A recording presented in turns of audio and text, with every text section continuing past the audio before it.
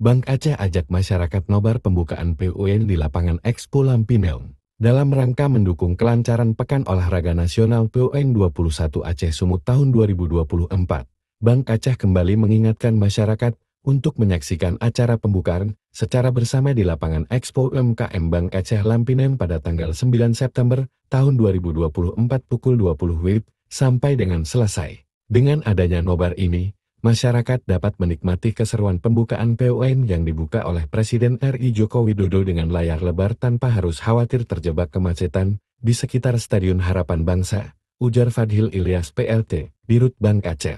Fadhil menambahkan Bank Aceh mengajak masyarakat untuk menjadi bagian dari sejarah PUN 21 Aceh Sumut tahun 2024 dengan mengikuti nobar ini, masyarakat tidak hanya dapat menikmati acara dengan nyaman, tetapi juga turut berkontribusi dalam mengurangi kemacetan di sekitar stadion. Selain itu, berbagai acara menarik seperti penampilan musik dan pembagian door prize juga akan memeriahkan suasana serta food truck yang berada di sekitar acara. Acara gratis tidak dipungut biaya.